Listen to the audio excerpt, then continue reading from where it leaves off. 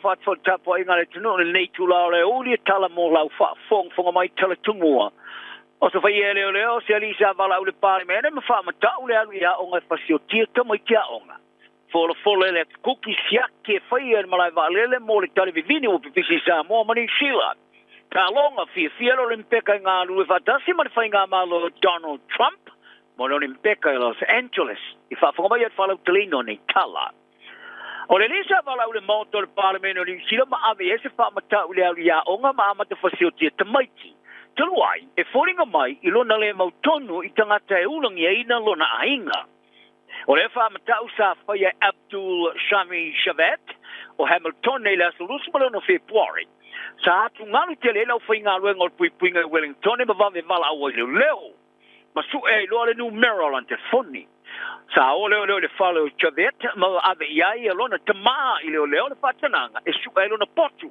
ma wailan telefoni ona na kabineta o le masina tuluai sa tula ai masina tuluai sa tula ai le tama lusu mo le mtau sanga pa misno fa tu malo Hamilton ma ia te na le monio morianga asa e tino ina le monio morianga ina na fa matau sa ave mapunga yo le tele ai yo le pona tia i fa tinonga manga yo inga tang talau telo ni sila ilona fa mata wino le fasio tio to maja onga singa yo inga foringa ma ye fa vai ai tela matia tele ile ola malo loino to maiti o le morianga en fa na fasale nai te se o tula vari pitu to sanga per pui il fa mastonga sa fasale nai ele fa masino judge Philip Creighton ele ali in morianga esa tolo in fa mata wino fa mongo fa mastonga ilona mata upu mole lua vai aso e fa matalanga winga ina telefoni to fa mata usa fa ye shavet e pe ona whaeloina e le vaenga tala le en Sydney. Ta ielu te tununga o te ngata to te siuma e toni elu na inga. I le aso sa ia whaiai le whamatau sa ia longo i la upainga ruenga mo le puipuinga o le parlemene. O le alu ia onga mwhasioti tamai ti tonu ai le toni o te ngata elu nga ina malana whanau. Apitai. O se vaenga ona na whamatau sa ia whasino ai i le li isa o spa ia pare te talo musaleme kalais tete. Tari mataita ina ilo i le whaasalanga o soli tula pono.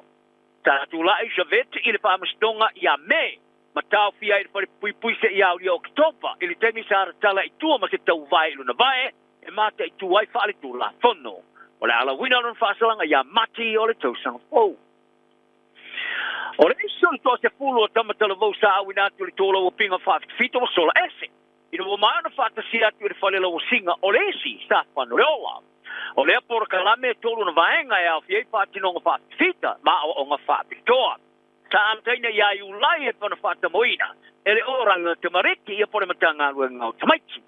O le tamatai mini stau tamaiti Karen Chua, ai whalia. O le tamatala vau sa awa i le whale lau singa i le solua, e leo i lo pofea o ia i nei. O lana winga, o ia soria tu unga o na whātanunga ma le whāmastonga.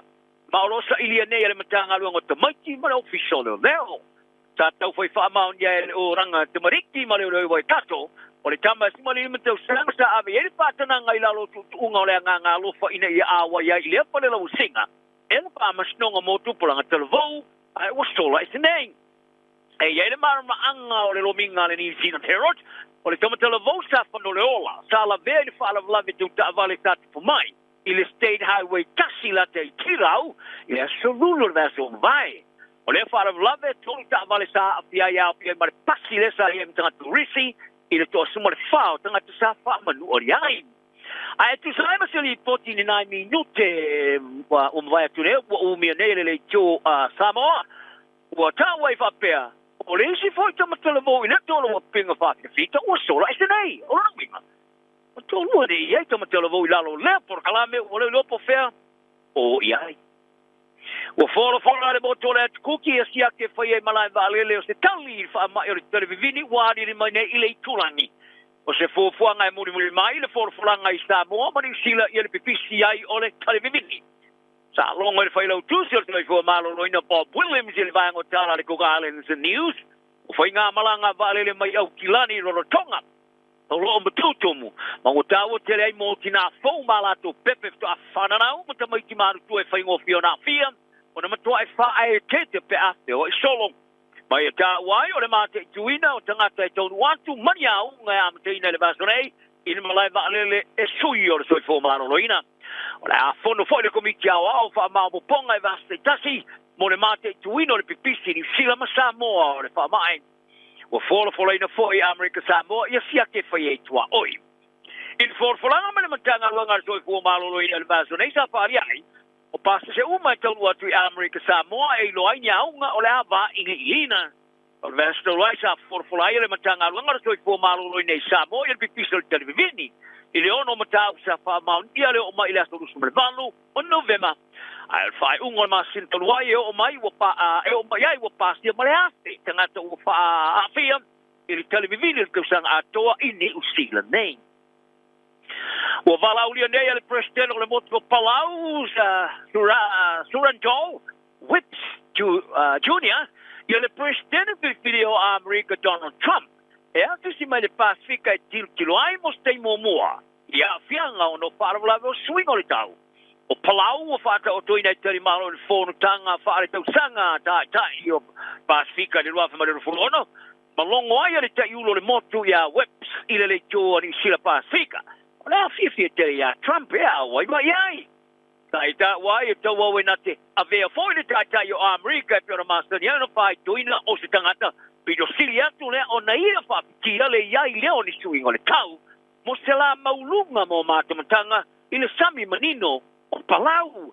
Whare o Whips, sa alura na maulunga i le sami le susama i wa ai ele whatama ianga o iai mea ola ni ngate whale. Se mea ua wha no ai le wa ai le tele o mea o tupu mai nei, a fianga i o mea o tupu mai le rolangi ono le fia e wha o ngaswa o. Whare o Whips, ama whai ona whai o fia e awinati e Trump i palau, ja no mata ina telele na mo ia maulu ile sami tilo ia pianga uia tilo i motu wa mo yatu ono si tilo swa sami ma tilo i vaenga ko ole kalo wa fale ngaina mai ta wai wo fo ia tanga ta America ia pianga swing ole tau e pio state of Florida ma North Carolina le sam to ai fata ma ia pa monologa. E talonga e le ise popole ngore komiki whaabao malo le Olimpeka i ngā lue whaatusiai ma presidente o America Donald Trump para na whainga malo le ai i le talonga o Olimpeka Los Angeles i luaf ma le lufurvalu e pana whaania i presidente o Olimpeka Thomas Bach. Sa tauia i Los Angeles i le tali malo i le talonga i le luaf e masu marifitu i le taimi. Sa ave ai Trump presidente o America i lona whiriwhiringa moa. Ta felo ai foi Trump party le fai pai le luafa ma sumar fitu i sin tai momento ai le tawia Los Angeles e tali malo i lo Rebecca e wila vo le talo ngai Los Angeles e le fa mo ni fa penga ma fai nga malo e pe le telo i si talo ngai Rebecca ai e fai le sa ta o telo fai nga malo i le foi na le puinga pe la winga ma so soni fe malanga inga pa te se mai si vai nga mo le longo no le talonga salon ngai e party la foi di poti o tāti atu ne lima le lei o le komito le Olimpeka mo ila to e a te atu mau a Amerika. Ma ia tā wai po whea lava e tiro i ele komito le Olimpeka a Amerika tala whengai.